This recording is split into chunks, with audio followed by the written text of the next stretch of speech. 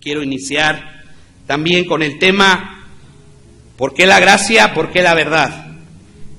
Y me baso entonces en el versículo capítulo 1 de San Juan, verso 17, donde dice, pues la ley por medio de Moisés fue dada, pero la gracia y la verdad vinieron por medio de Jesucristo. Y entonces también puedo decir, pero también entonces, ¿por qué la ley? Si estoy hablando entonces, ¿por qué la gracia y por qué la verdad y por qué la ley? Dice también entonces, en lo que nosotros meditamos de la Escritura, la ley estaba escrita para los hijos de Israel. Dice, y estaba escrita en el Antiguo Testamento, en la cual nosotros leemos. Pero no tan solo eran leyes espirituales o ceremoniales, sino también tenían derechos civiles que cubren el robo y el castigo, el homicidio, las matanzas humanas y numerosos crímenes de una naturaleza. Podemos nosotros ver que es claro cómo Dios planeó todo desde el principio, y lo vemos entonces también en la ley de Moisés, donde también nos enseña en Deuteronomio capítulo 18, versos 18 y 19, donde dice, profeta les levantaré de en medio de sus hermanos, como tú, y pondré mis palabras en su boca, y él les hablará todo lo que yo les mandare. Mas a cualquiera que no oyere mis palabras, que él les hablare en mi nombre, yo les pediré cuenta. Y entonces estamos viendo, hermanos, que cuando se habla de una ley que fue dada a Moisés, podemos nosotros ver también que Dios señaló a este hombre como legislador, pero algo que podemos nosotros mirar, hermanos y hermanas, es que también en Isaías y en Jeremías se detallan la naturaleza de Dios, pero también la naturaleza del reino, a la ley que también había de venir. Esa ley que se tenía que establecer, pero podemos nosotros ver, hermanos, entonces en Jeremías 31, versos 31 al 33, que dice, he aquí que vienen días, dice Jehová, en los cuales haré nuevo pacto con la casa de Israel y con la casa de Judá, no como el pacto que hice con sus padres el día que tomé de su mano para sacarlos de la tierra de Egipto, porque ellos invalidaron mi pacto. Aunque fui yo un marido para ellos, dice Jehová, daré mi ley en su mente y las escribiré en su corazón, y yo seré a ellos por Dios, y ellos serán por pueblo. Hoy en estos tiempos, hermanos, pregunto yo, ¿cuántas leyes tenemos nosotros en nuestro país? Hoy pregunto yo, ¿cuántas de esas leyes nosotros estamos cumpliendo?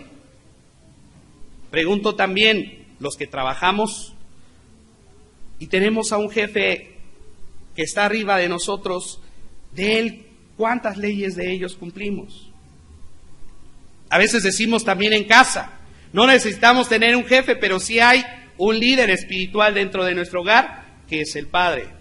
¿Cuántos de los hijos o nosotros como hijos también obedecemos a las leyes que ellos nos ponen? No nos imponen, nos ponen. ¿Cuántos de nosotros también en ellos cumplimos esas mismas leyes para entonces que todo nos vaya bien? Y algo que entonces nos dice este pasaje anterior es que dice el Señor, yo voy a escribir las leyes en tu mente y en tu corazón. Aunque recordando siempre lo que tu padre y tu madre hicieron, que no hicieron caso. Ellos tomaron rumbos, se fueron por otros dioses, siguieron otros pactos. Pero ahora tú, como dice también Pablo entonces en la carta a los Romanos en el capítulo 3, versos 19 y 20, pero sabemos que todo lo que la ley dice, lo dice a los que están bajo la ley, para que su boca se cierre y todo el mundo quede debajo del juicio de Dios, y que por las obras de la ley ningún ser humano será justificado. Delante de él, por medio de la ley, es el conocimiento del pecado. Yo me pregunto, hermanos, ¿cómo en nuestra sociedad hay tantas leyes en las cuales nosotros, aun si nosotros las transgredimos, ¿Qué es lo que hacemos nosotros? Si transgreden mis leyes como persona, me faltan al respeto, hablan mal de mí, ¿hasta dónde yo puedo ver hoy que esa ley en mi vida es transgredida? Inmediatamente nosotros reaccionamos y decimos, pudiese ser que esa persona pues es más pecadora que yo. Viene la parte de defendernos. Viene la parte entonces donde yo puedo participar en esa ley y entonces también juzgar al otro. Dentro de la iglesia, cuando vemos a un hermano, una hermana que cometió adulterio, que cometió robo, que fornicó, que hizo todos los pecados que se hablan en la Biblia, ¿qué hacemos inmediatamente nosotros? Condenamos. Inmediatamente nosotros decimos, no es de Dios. Cada uno de nosotros tomamos la Biblia para decir lo que estás haciendo tú hoy está mal. Como hoy estás haciendo, está mal delante de Dios. No a veces los padres también le decimos a los hijos, lo que hoy estás haciendo está mal y te va a ir mal si no te volteas o sigues un camino perfecto. Y es ahí, hermanos, entonces podemos ver que yo ahora, cuando yo decía evangelizando, Señor, cómo a veces uno comete tantos errores cuando uno toma Romanos 3:23. Por cuanto todos pecaron, están destituidos de la gloria de Dios. ¿Qué le estoy diciendo a esa persona cuando le estoy compartiendo este versículo? Le estoy diciendo, ¿sabes qué? Por tu pecado hoy, tú estás destituido. No puedes estar delante de Dios. Y la pregunta es, ¿quién soy yo para decirle a esa persona que no puede estar delante de Dios? ¿Quién soy yo para juzgarle? ¿Quién soy yo para condenarle?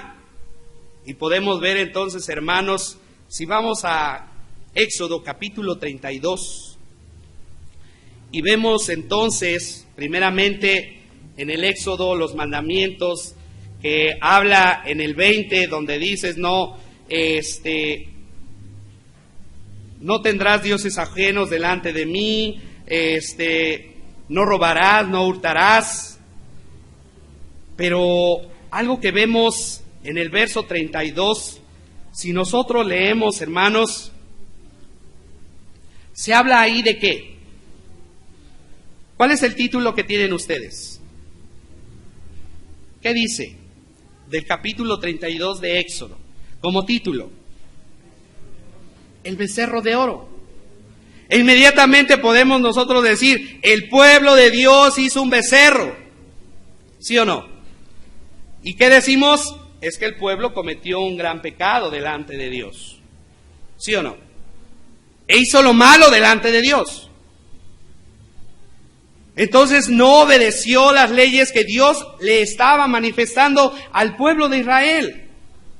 Pero vemos nosotros entonces, hermanos, donde dice el verso 1, viendo el pueblo que Moisés tardaba en descender del monte, se acercaron entonces a Aarón y le dijeron, levántate y haznos dioses que vayan delante de nosotros, porque a este Moisés, el varón que nos sacó de la tierra de Egipto, no sabemos qué le haya acontecido. Inmediatamente el hombre está buscando en quién alabar, quién adorar. Podemos nosotros mirar que los que no conocen a Dios, cómo nosotros los juzgamos o cómo nosotros les criticamos. Cuando decimos es que creen en un bulto. No es mi problema si creen o no. Ellos están guiando, dice, bajo su fe. Pero la pregunta es, ¿cuál sería entonces mi ídolo que me estoy creando yo en mi corazón? A veces mi ídolo hemos dicho siempre el dinero. Hemos dicho nosotros mi amargura. Hemos dicho nosotros mi odio, mi ira, mi arrogancia, mi ego. ¿Cuál es mi ídolo entonces hoy, el que puedo ver que yo también lo he formado en mi corazón? Y que hoy podemos nosotros meditar el decir, ya no me toca juzgar al otro. Que si tienen otro tipo de doctrinas, no me toca juzgarle al otro. Necesito ver yo hoy cuál es mi ídolo. Y podemos entonces ver, hermanos, que en este pasaje, cuando se habla de los ídolos, cuando se habla del becerro de oro, cuando también vemos nosotros más adelante donde Dios habla con Moisés y le dice, ¿sabes qué? Déjame, porque mi ira se encenderá con el pueblo de Israel. ¿Qué hace inmediatamente Moisés? ¿Alguien sabe? ¿Qué hace? Intercede por el pueblo.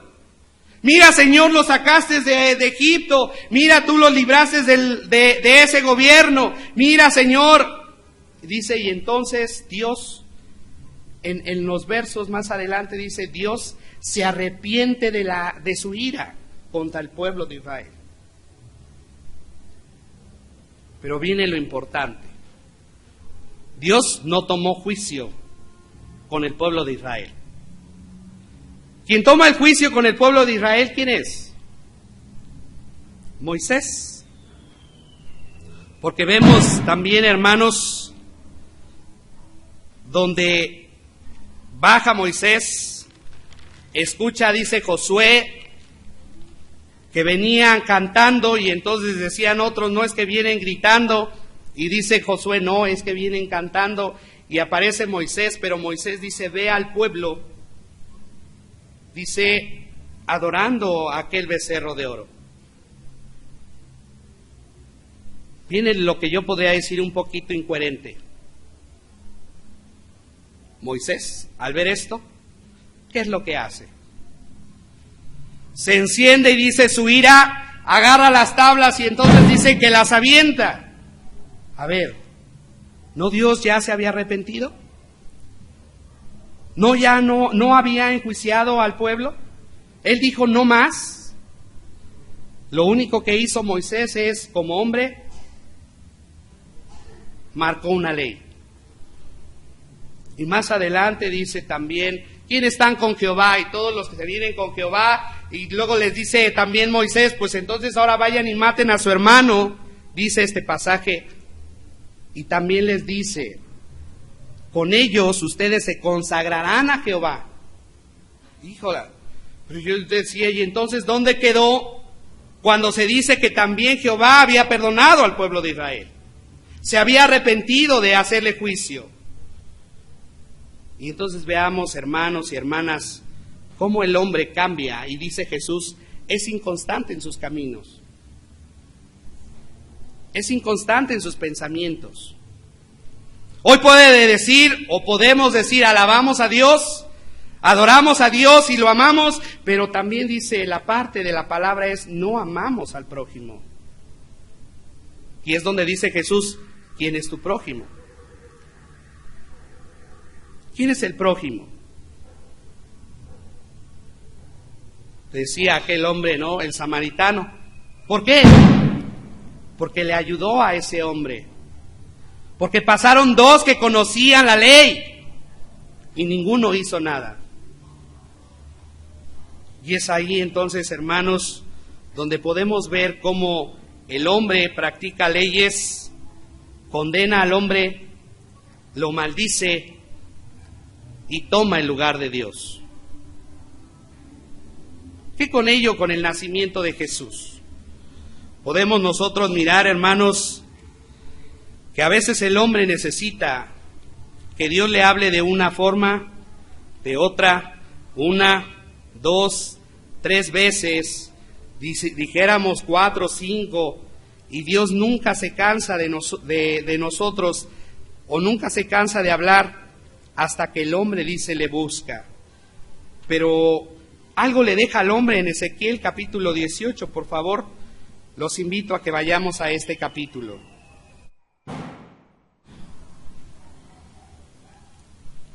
Por eso es la pregunta, ¿por qué la gracia? ¿Por qué la verdad? Dice la Escritura en el capítulo de Ezequiel, verso 18, vino palabra de Jehová diciendo, ¿qué pensáis vosotros, los que usáis este refrán sobre la tierra de Israel, que dice, los padres comieron las uvas agrias y los dientes de los hijos tienen dentera? Vivo yo, dice Jehová el Señor, que nunca más tendré por qué usar este refrán en Israel. He aquí, Todas las almas son mías, todas las almas son mías, como el alma del Padre, así como la del Hijo es mía. El alma que pecare, esa morirá. Yo pregunto aquí, ¿dónde condena a Dios? Solamente Él está anunciando una buena nueva. El alma que pecare, esa morirá. Y entonces dice en el verso 5, y el hombre que fuere justo e hiciere según el derecho y la justicia, que no comiere sobre los montes, ni alzare sus ojos a los ídolos de la casa de Israel, ni violare la mujer de su prójimo, ni se llegare a la mujer menstruosa, ni oprimiese a ninguno, que al deudor devolviere su prenda, que no cometiere robo, y que diere de su pan al hambriento y cubriera al desnudo con vestido, que no prestare a interés ni tomare a usura, que de la maldad retrajere su mano, e hiciere juicio verdadero entre el hombre y hombre, y en mis ordenanzas caminare, guardare mis decretos para hacer rectamente esto justo, este vivirá, dice el Señor. ¿Qué está haciendo entonces Dios con el hombre? ¿Qué está haciendo Dios conmigo y contigo? ¿O contigo y conmigo? Solamente dice, es tu decisión y es tu responsabilidad. Tú sabes hoy si vas a pecar, tú sabes hoy si vas a ser justo. Pero está la Escritura, ya la escribió para todos nosotros. Pero ¿cuántos de nosotros, como aquel tema que dice, tesoros escondidos encontramos en ella? ¿Cuántos de nosotros hoy nos estamos volviendo a Él?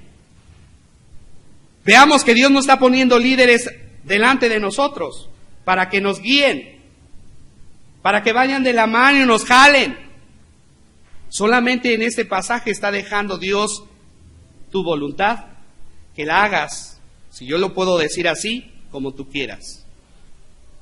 Tú vas a elegir el camino.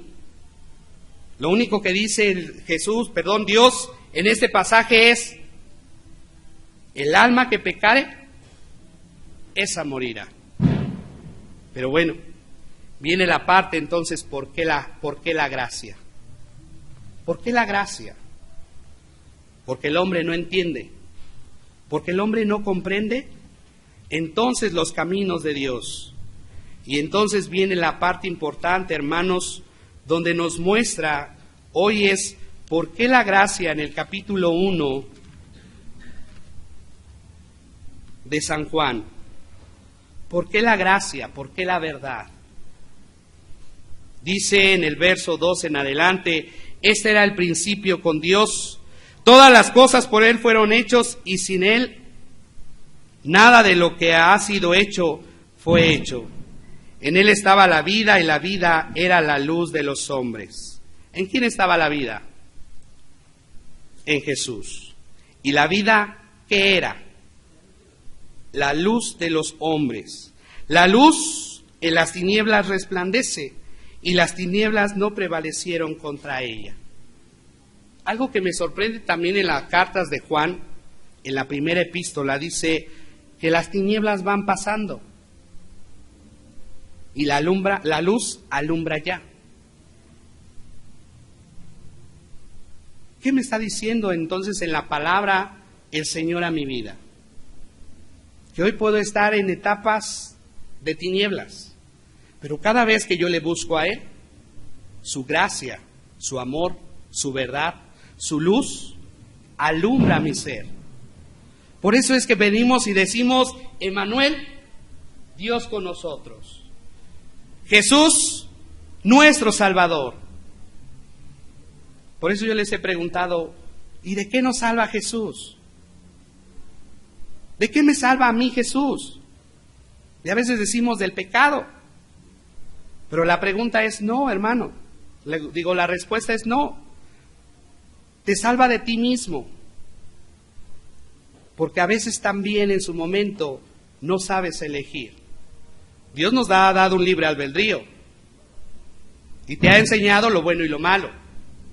y te ha dicho, esto es lo bueno, esto es lo malo, pero tú lo eliges. Si eliges lo bueno, dice, serás bendecido.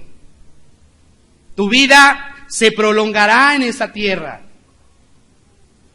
Pero vemos entonces cuando dice que el alma que pecare, esa morirá.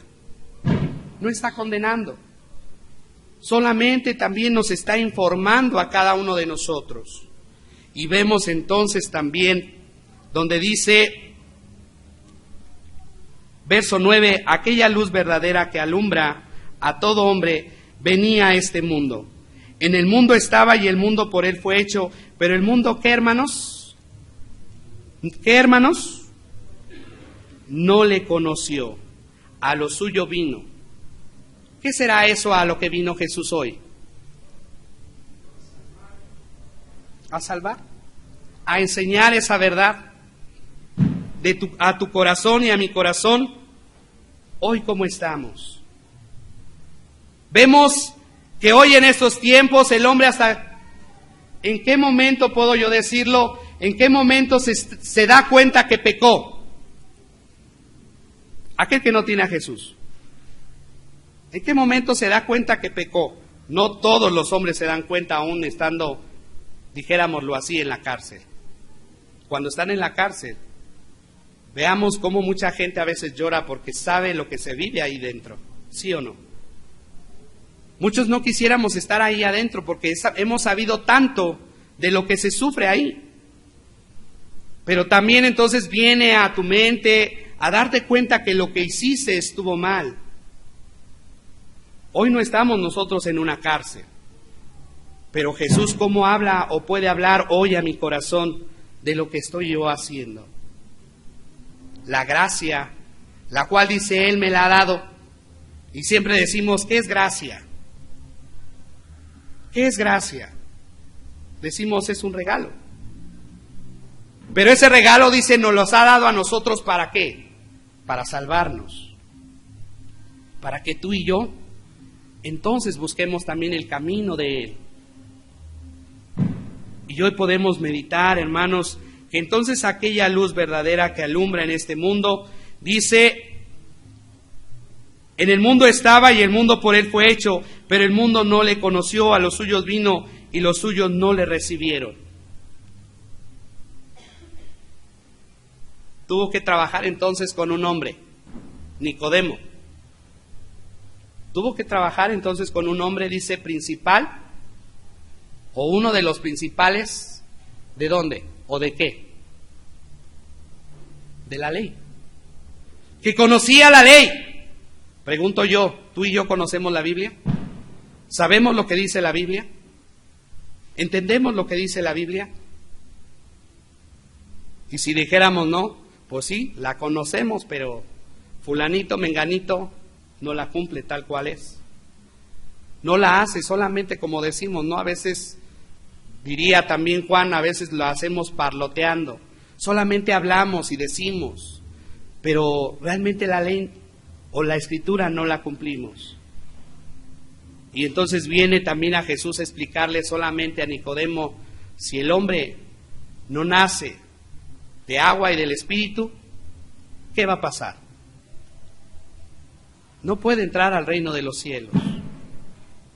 No puede entrar al reino de Dios.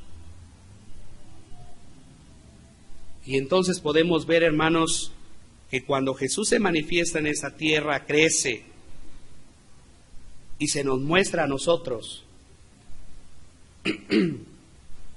Hoy también nos dice a nosotros, yo estoy delante de ti, buscando tu corazón, para que seas cambiado, transformado, pero por tu decisión. Tú decides. Por eso es que también dice, busca primeramente el reino de Dios y su justicia, y todo vendrá por añadidura. Solamente es el amor, el cual es que se ha manifestado en esta tierra, hermanos, en esta noche. El saber hoy que no nada más es una cena, una vez más se dice, sino verdaderamente es alabarlo a Él, glorificarlo a Él, exaltarlo a Él. Y la pregunta es, ¿dónde está la verdad? ¿Dónde está la verdad? Decía Pilato, ¿no? ¿Cuál es la verdad? ¿Cuál es la verdad? Jesús no respondía.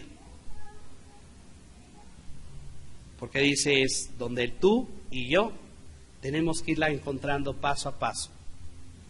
Porque Dios trata de una manera diferente contigo como lo trata conmigo. Cuando yo también mencionaba, yo decía, ¿cómo puedo ver el testimonio de fulanito, de menganito, de que verdaderamente Dios vive en él? Si realmente el testimonio que damos no es. Y lo único es que cuando hablaba y escuchaba la filosofía en ese momento es que tú no sabes cómo yo estoy cambiando, porque yo sé qué está pasando en mi corazón. Y entonces yo puedo decir, Señor, de ahí parte a que yo no debo de poner mi ley o juzgar con la ley a otros. Tengo que verlo con el amor. Pregunto yo, ¿cómo te vio Jesús hoy? ¿O cómo te vio Jesús hace un año, hace 2 cuando viniste a Él? ¿Te vio tus pecados? ¿Te condenó? Solamente dijo, ven a mí. Y es donde uno dice, Señor, wow, me has perdonado. Entonces, lo wow que hoy puede hacer en esos tiempos es, perdona, sana tu corazón. Sanemos nuestro corazón. Veamos que aún lo que hace el otro es posiblemente porque no está consciente, pero Dios va a tratar en su vida. Hoy puede tratar Dios también en mi vida cuando no estoy consciente. Puede hablarme también a mi corazón para esa transformación. Yo puedo decirte hoy, hermano y hermana, por eso abunda la tristeza, porque uno dice, Señor, una vez más, muestras tu misericordia a mi vida y me perdonas. Puedo decir, hoy te puedo fallar, mañana te voy a volver a fallar, pero cada vez que me vas revelando en dónde voy fallando, voy viendo entonces que esa luz verdadera alumbra mi ser. Te invito a estar de pie.